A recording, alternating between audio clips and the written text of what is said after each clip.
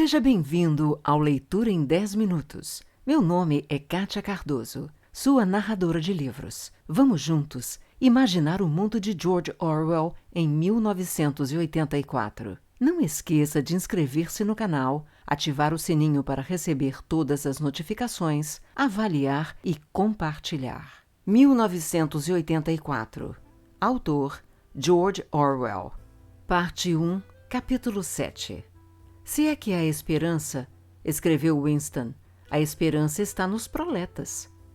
Se é que havia esperança, a esperança só podia estar nos proletas, porque só ali, naquelas massas desatendidas, naquele enxame de gente, 85% da população da Oceania, havia possibilidade de que se gerasse a força capaz de destruir o partido.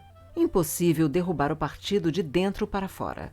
Seus inimigos, se é que o partido possuía algum, não tinham como agrupar-se ou mesmo como identificar-se uns aos outros. Mesmo que a legendária confraria existisse, algo possível, mas não provável, era inconcebível que seus membros, algum dia, pudessem reunir-se em grupos maiores que 2 ou 3 pessoas. O estado de rebelião significava um certo olhar, uma certa inflexão de voz, no máximo uma ou outra palavra cochichada. Os proletas, porém, se de algum modo acontecesse o milagre de que se conscientizassem da força que possuíam, não teriam necessidade de conspirar. Bastava que se sublevassem e se sacudissem, como um cavalo se sacode para expulsar as moscas. Se quisessem, podiam acabar com o partido na manhã seguinte. Mais cedo ou mais tarde, eles teriam a ideia de acabar com o partido, não teriam? E, apesar de tudo, lembrou-se de uma vez em que ia andando por uma rua apinhada, quando um brado imenso formado por centenas de vozes femininas, se elevara de uma rua lateral um pouco à frente. Era um grito enorme, formidável, de ira e desespero, um "ó" profundo e clamoroso que ecoava como a reverberação de um sino. O coração de Winston dera um salto. Começou, pensara. Uma revolta. Os proletas estão se libertando finalmente. Quando chegou ao ponto onde ocorria o tumulto, viu uma multidão formada por 200 ou 300 mulheres reunidas em torno das barracas de uma feira, com uma expressão trágica no rosto, como se fossem os passageiros condenados de um navio que estivesse naufragando. Mas justo naquele momento, o desespero generalizado se fragmentou, formando uma infinitude de confrontos individuais. Aparentemente, até pouco antes, uma das barracas comercializava panelas de lata. Eram umas porcarias de umas panelas frágeis, de péssima qualidade. Mas panela era coisa difícil de encontrar. De repente, o estoque disponível se esgotara. As mulheres que haviam conseguido comprar as suas, empurradas e golpeadas pelos restantes, tentavam se afastar dali com seus troféus, enquanto dezenas de outras reclamavam em torno da barraca, acusando o feirante de favoritismo e de ter um estoque de panelas escondido em algum lugar. Gritos irromperam em outro ponto. 2 mulheres gordas, uma delas de cabelo longo e escorrido, haviam agarrado a mesma panela e cada uma tentava com todas as suas forças obrigar a outra a largá-la. As 2 ficaram puxando a panela para lá e para cá, até que o cabo se soltou. Winston observou a cena com repulsa. Por outro lado, pensou por um momento passageiro, que força quase aterrorizante se manifestara naquele grito de não mais que umas poucas centenas de gargantas. Por que razão aquelas gargantas não poderiam ser capazes de gritar daquele jeito em relação a alguma coisa realmente importante? Escreveu: enquanto eles não se conscientizarem, não serão rebeldes autênticos. E enquanto não se rebelarem, não tem como se conscientizar. A frase, pensou, quase poderia ter sido copiada de um dos manuais do partido. É claro que o partido se vangloriava de ter libertado os proletas da escravidão. Antes da Revolução, eles eram oprimidos de maneira revoltante pelos capitalistas. Passavam fome, eram açoitados, As mulheres eram obrigadas a trabalhar nas minas de carvão. Para falar a verdade, as mulheres continuavam trabalhando nas minas de carvão. As crianças eram vendidas para as fábricas a partir dos 6 anos de idade. Mas, ao mesmo tempo, fiel aos princípios do duplo pensamento, o partido ensinava que os proletas eram inferiores naturais, que deviam ser mantidos dominados, como os animais, mediante a aplicação de umas poucas regras simples. Na realidade, pouco se sabia sobre os proletas. Não era necessário saber grande coisa. Desde que continuassem trabalhando e procriando, suas outras atividades careciam de importância. Abandonados a si mesmos, tal como o gado solto nos pampas argentinos, haviam regredido ao estilo de vida que lhes parecia natural, uma espécie de modelo ancestral.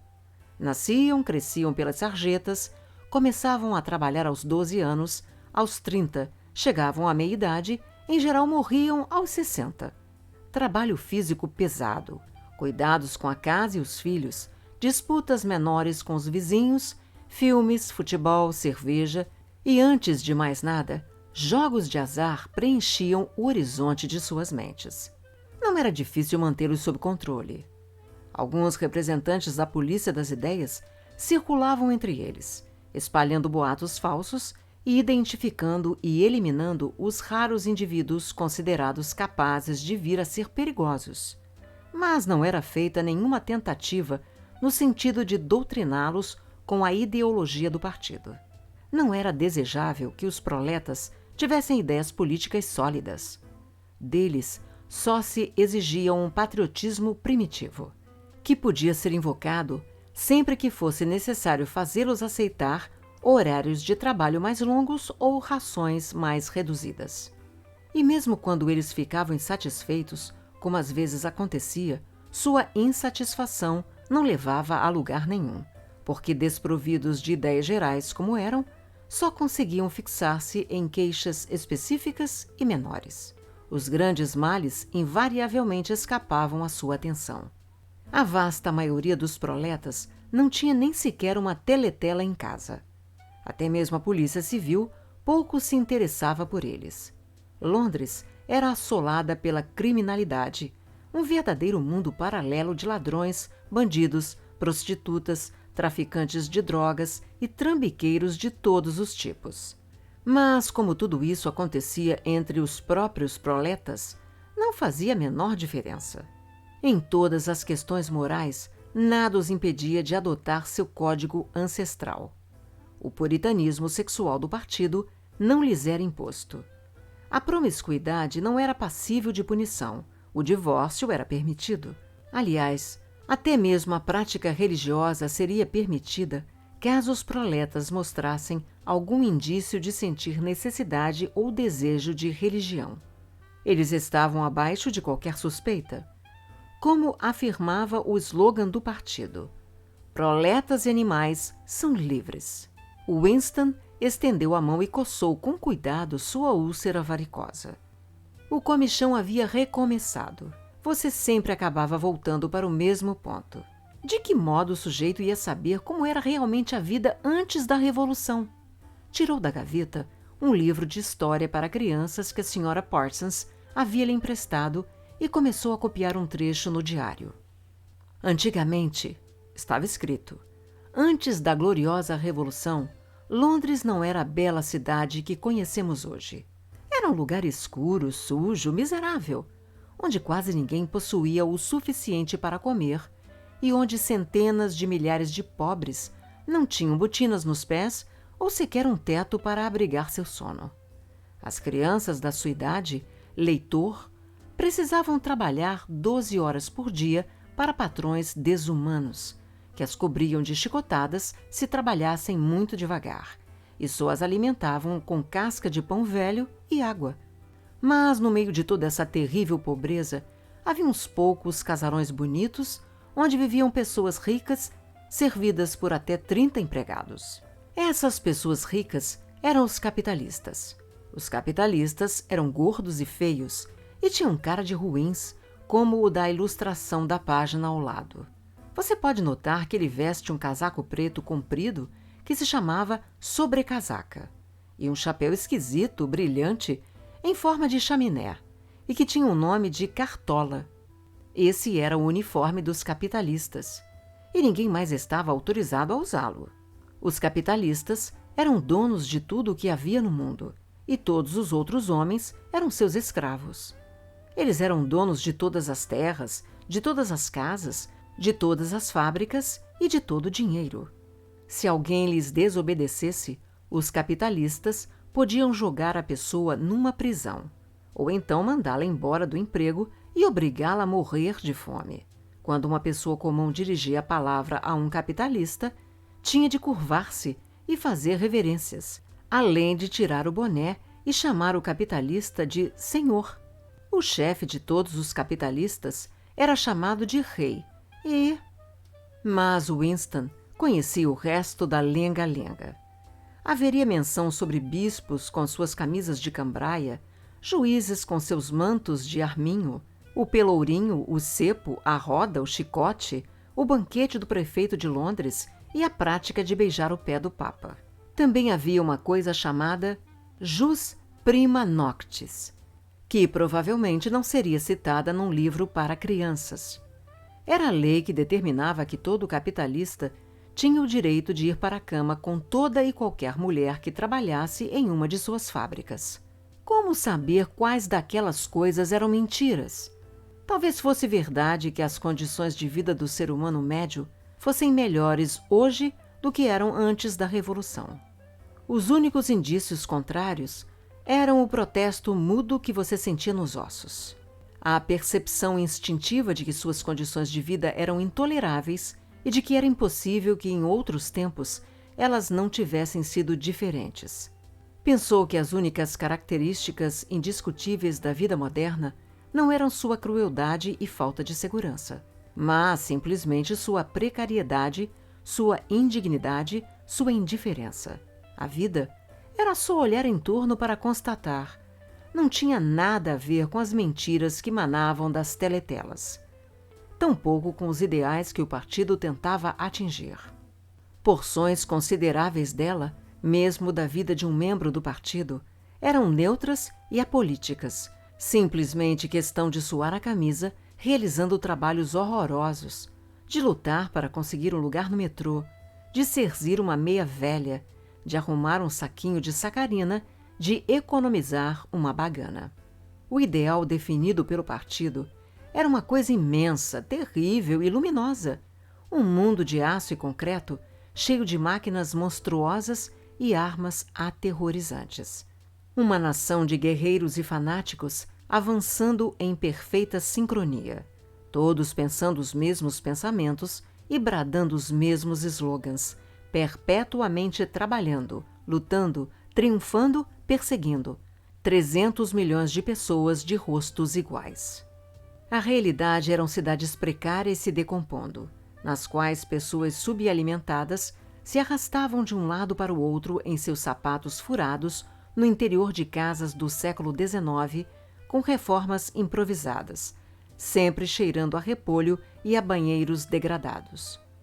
Winston tinha a sensação de ter uma visão de Londres, imensa e semi-destruída, cidade com 1 milhão de latas de lixo, e fundida a essa visão estava a imagem da Sra. Parsons, aquela mulher com vincos no rosto e cabelo espigado, lidando desamparada com um encanamento entupido. Estendeu a mão e voltou a coçar o tornozelo. Noite e dia as teletelas massacravam os ouvidos das pessoas com estatísticas que provavam que hoje a população tinha mais comida, mais roupa, melhores casas, melhores opções de lazer, que vivia mais, trabalhava menos, era mais alta, mais saudável, mais forte, mais feliz, mais inteligente, mais culta do que as pessoas de 50 anos antes. Não havia como provar ou deixar de provar uma só dessas afirmações. O partido insistia, por exemplo, que atualmente 40% dos proletas adultos eram alfabetizados. Antes da Revolução, segundo diziam, o total era de apenas 15%. O partido insistia que hoje o índice de mortalidade infantil era de apenas 160 a cada 1.000 habitantes. E assim por diante. Era como uma equação simples com duas incógnitas. Podia muito bem ser que literalmente todas as palavras contidas nos livros de história, inclusive aquelas aceitas sem o menor questionamento, fossem pura fantasia. Até onde ele sabia, talvez jamais tivesse existido uma lei de jus prima noctis, ou uma criatura conhecida como capitalista, ou um acessório com as características de uma cartola. Tudo se esmaecia na névoa. O passado fora anulado. O ato da anulação fora esquecido. A mentira se tornara verdade. Somente uma vez na vida ele possuíra. Depois do acontecimento, era isso que contava. Um indício concreto, inquestionável, de um ato de falsificação. Esse indício estivera entre seus dedos por 30 segundos. Em 1973, talvez tivesse sido em 1973. De qualquer modo, foi mais ou menos na época em que ele e Catherine se separaram. Mas o dado realmente relevante ocorrera 7 ou 8 anos antes. Na verdade, a história tivera início em meados dos anos 1960, época dos grandes expurgos, quando os líderes revolucionários originais haviam sido eliminados de uma vez por todas. Em 1970, já não restava um só deles, com exceção do próprio Grande Irmão. Os demais, àquela altura, haviam sido denunciados como traidores e contra-revolucionários. Goldstein fugira e ninguém sabia onde ele se escondia. Quanto aos outros, alguns tinham simplesmente desaparecido, enquanto a maioria fora executada depois de julgamentos públicos espetaculares, no decorrer dos quais confessavam seus crimes. Entre os últimos sobreviventes estavam 3 homens chamados Jones, Aronson e Rutherford. Provavelmente esses 3 homens haviam sido presos em 1965. Como acontecia tantas vezes, levaram um sumiço de 1 ano mais ou menos, de modo que ninguém sabia se estavam vivos ou mortos. Reapareceram de repente para reconhecer a própria culpa da maneira usual. Confessaram colaboração com o inimigo, na época o inimigo também era a Eurásia, a apropriação indébita de verbas públicas, assassinato de vários membros leais ao partido, intrigas visando prejudicar a liderança do Grande Irmão, intrigas essas iniciadas bem antes da Revolução, e atos de sabotagem responsáveis pela morte de centenas de milhares de pessoas.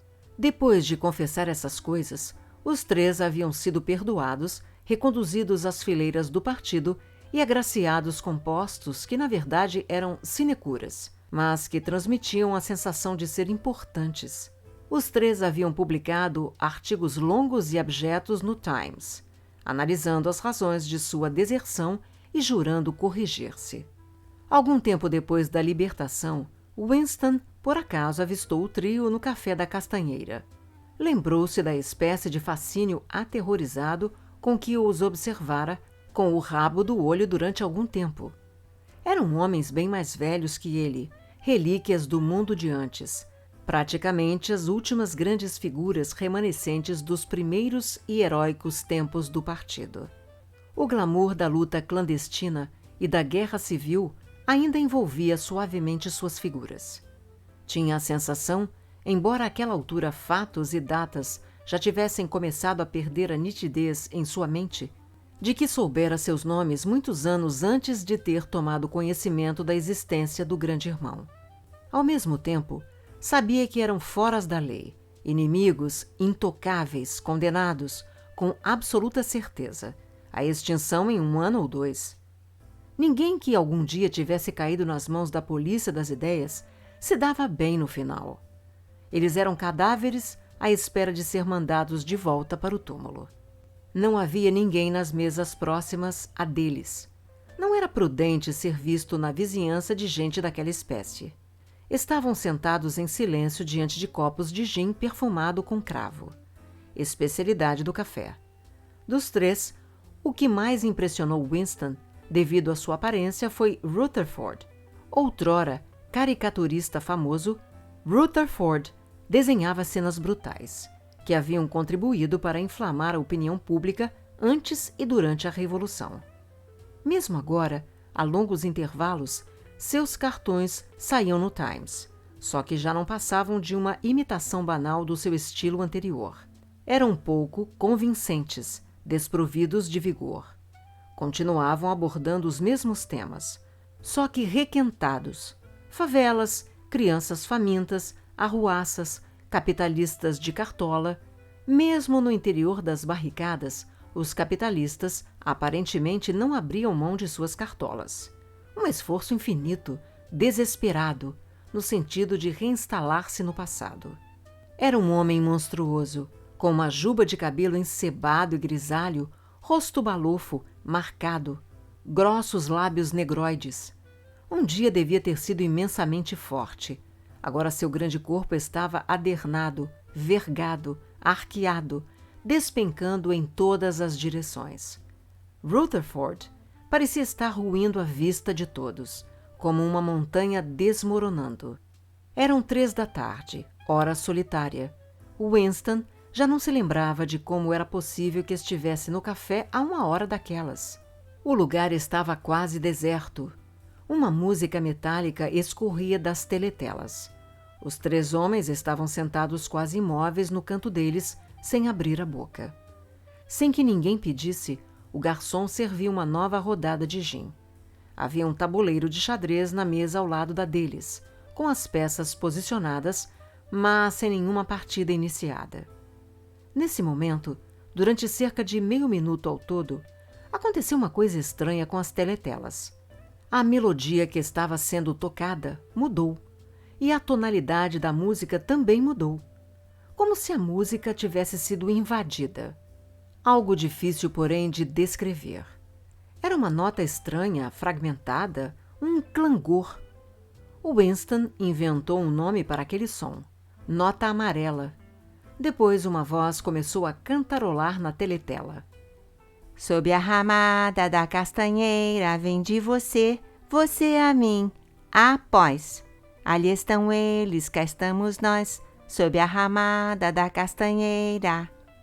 Os 3 homens não se moveram, mas quando Winston voltou a fitar o rosto arrasado de Rutherford, viu que os olhos dele estavam rasos de lágrimas, e pela primeira vez observou, com uma espécie de arrepio interno e ao mesmo tempo sem saber o porquê daquele arrepio, que tanto Aronson como Rutherford tinham o nariz quebrado.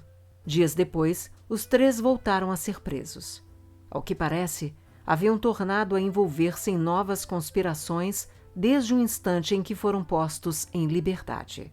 No segundo julgamento, voltaram a confessar todos os antigos crimes, mais uma sucessão de novos. Foram executados, e o destino deles ficou registrado nos anais do partido como advertência para a posteridade.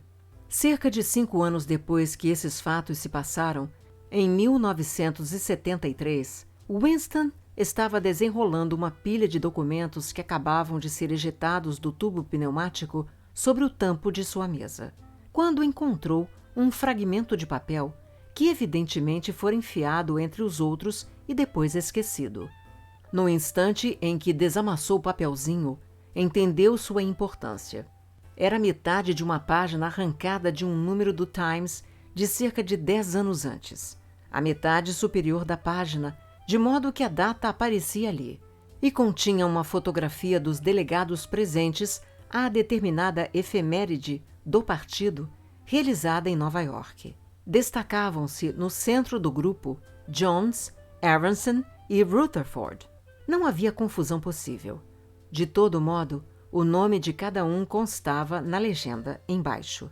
A questão era que nos 2 julgamentos eles haviam confessado que naquela data se encontravam em solo eurasiano.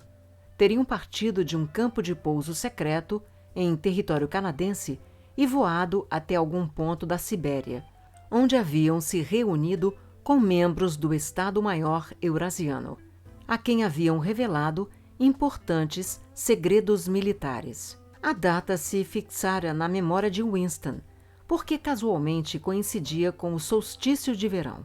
Mas a história toda também devia estar registrada em outros incontáveis lugares. Só havia uma conclusão possível. As confissões eram mentirosas. Claro, isso em si não era nenhuma grande revelação. Mesmo naquela época, Winston não imaginava que as pessoas varridas da face da terra nos expurgos haviam efetivamente cometido os crimes de que eram acusadas.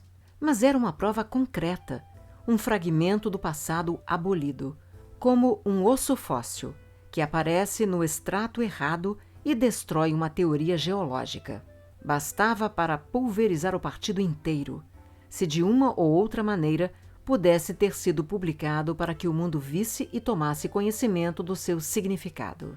Winston não interrompera seu trabalho. Assim que percebeu que fotografia era aquela e o que ela revelava, cobriu-a com outra folha de papel. Por sorte, no momento em que a desenrolara, ela estava de cabeça para baixo, do ponto de vista da teletela.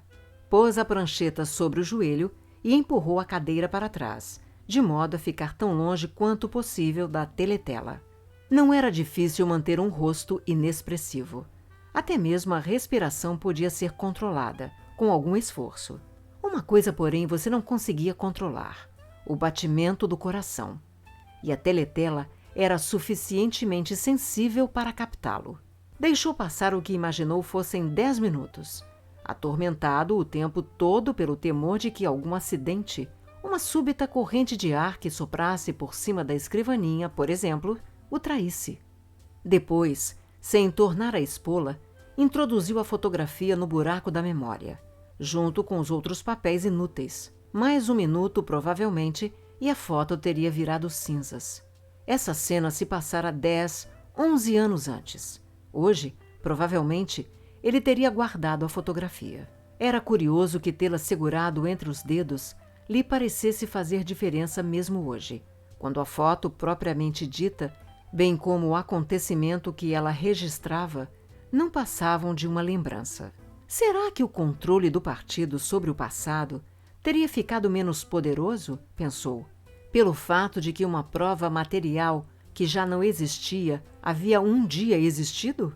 Mas hoje, supondo que de algum modo fosse possível ressuscitá-la das cinzas, a fotografia talvez nem chegasse a constituir uma prova. Na época em que ele fizera sua descoberta, a Oceania já não estava em guerra com a Eurásia.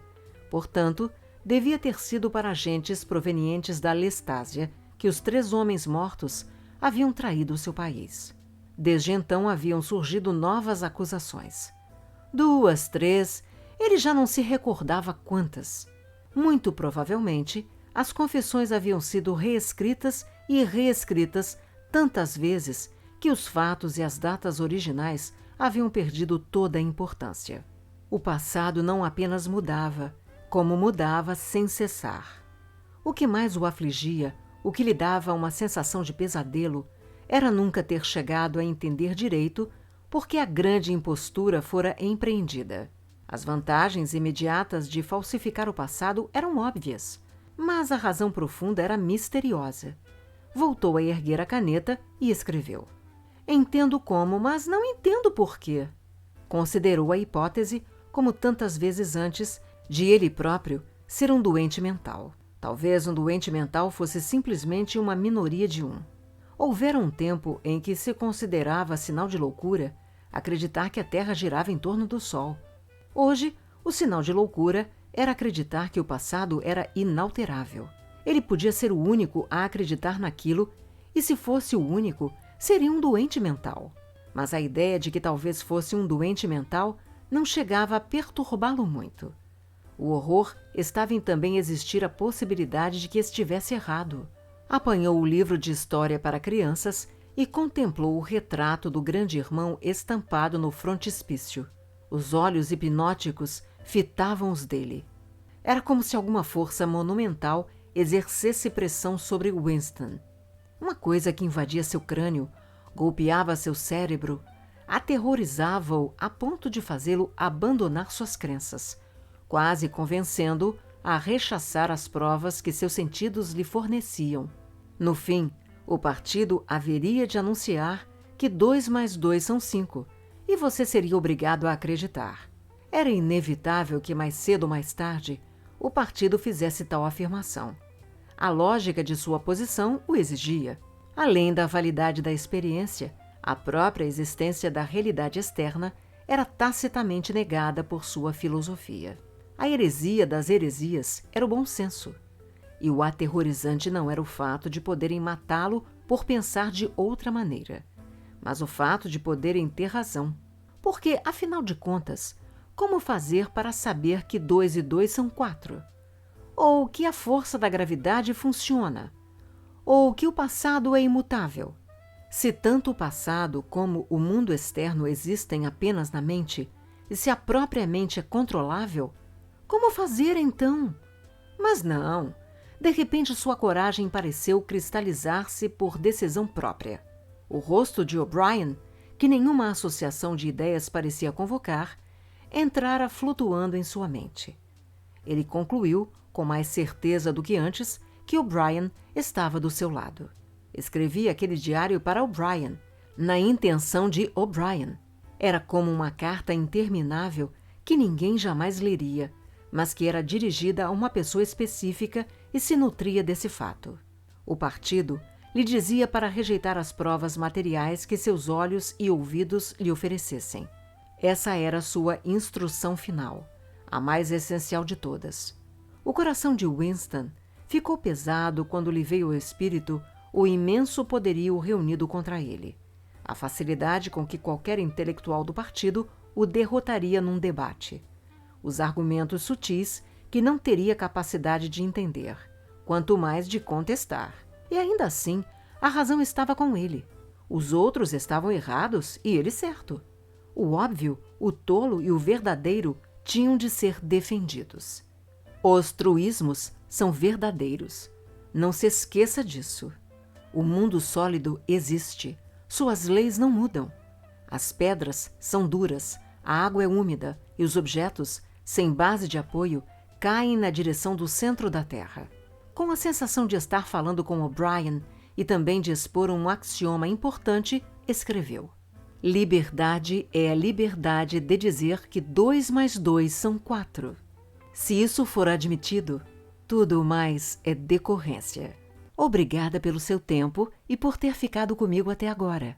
Se você gostou, inscreva-se no canal, avalie e compartilhe, pois isto incentiva o meu trabalho.